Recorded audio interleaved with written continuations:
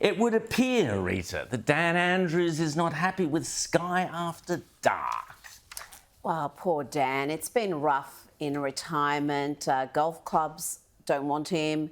He's been taken to task at a gala event where he was there, you know, at the who's who of Melbourne, and now he's just having a tantrum. This is unseemly for a former Victorian Premier, blabbering on about he was just doing what needed to be done and how proud he is of his legacy. I mean, the state is stuffed. We've got the highest debt of any state or territory in the country, yet he seems to be utterly in denial about the angst that he's receiving in retirement. Let's have a listen to the great dictator Dan himself. Oh, sorry, you can't say dictator. That's Sky After Dark, isn't it, Dan? Of course, none of your behaviour, Dan Andrews, would ever have earned the moniker a dictator.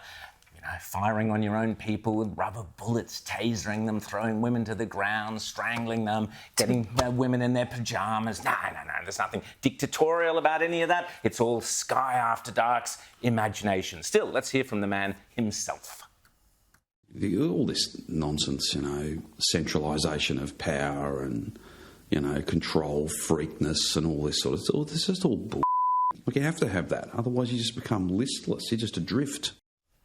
Doesn't sound very happy, James, does he? Well, he sounds listless. He sounds listless. He sounds like he's actually gaslighting hugely around securing his record, because you mentioned a few of the things there, Ron. But let's not forget some of the other things. We're talking about the longest lockdowns, some of the longest lockdowns in the entire Western world outside of Wuhan during the pandemic. We are talking about all of the debacles that went along with that. We saw the protests and stuff, which we've seen many times on this show. But hang on, and the fact is that they had the worst performance on COVID of any state in the nation, and they were just absolutely proved, you know, our point that we were making all along, that whole approach to COVID was completely wrong. We were right. That's why he hates us.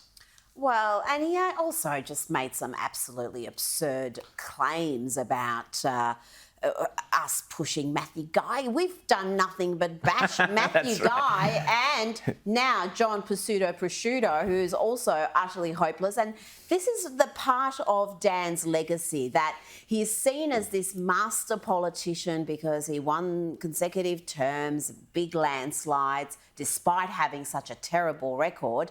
But it's because he had no opposition.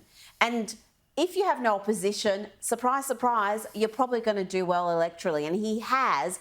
And yet there is this deep disdain for him from so many, including Labor people. And it goes much deeper than the COVID response, which, yes, was uniquely bad.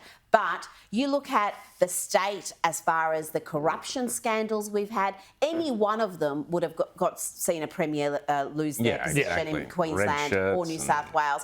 This week, we had another report come out from the Ombudsman, Deborah Glass, showing just again the bureaucracy corrupted by politics, too scared to challenge, power being centralised in Dan Andrews' office whilst he was there, and his massive staff numbers. He had more staff than the Prime Minister and the New South Wales Premier combined. Unbelievable. Well, Rita, they were, you know, those was all of those staff. Much of those staff was about polling, doing focus groups, doing issues management, doing stuff that's not really about the administration of the state, but about the maintenance of the Premier's image. And that's how we wound up with that whole weird cult of Dan story. But I want to pick up on something as we move to the next topic, because what you said there, Rita, was absolutely correct, that the opposition in Victoria has been hopeless. It was hopeless under Matthew Guy. It's hopeless under John Prosciutto.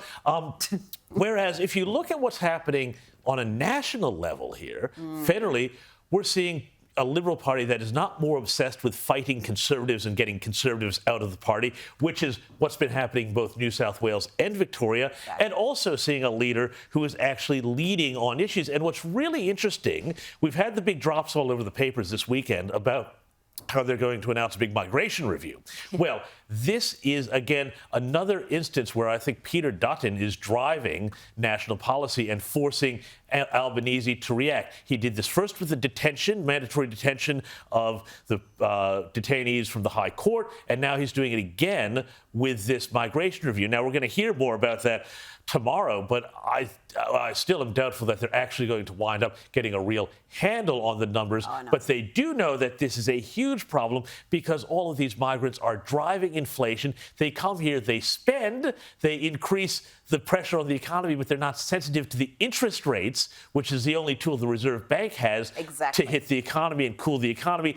That hits ordinary Aussies, and that's why there's so much resentment in the community right now. No, you're right. But listen, we're jumping ahead of ourselves. I want to go back to Dan, and the point here is that he's criticising the media, Sky in particular, and yet during the COVID years, it was only Sky that actually stood up to this character. Hear, hear. Peter Credlin did a superb job, and the other reporters, Sky reporters down in Melbourne. But you used to watch those endless, appalling things where Dan and that Brett, whatever his name was, character would get up with all their numbers and things. It was pure scaremongering, fearmongering of the worst sort, intimidating the public, the population, in as James said, into the worst COVID response from a government, but also the worst results of any government in the world virtually. And yet none of the media in Victoria would stand up to this character. He had them all under his thumb.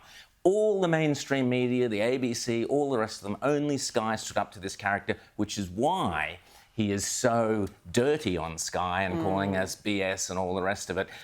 Were it not for Sky, you would literally have a dictatorship in Melbourne during the COVID years. So, Dan, yes, you're right to be angry with Sky because they were the only media to come after you, and boy, they needed to go after you.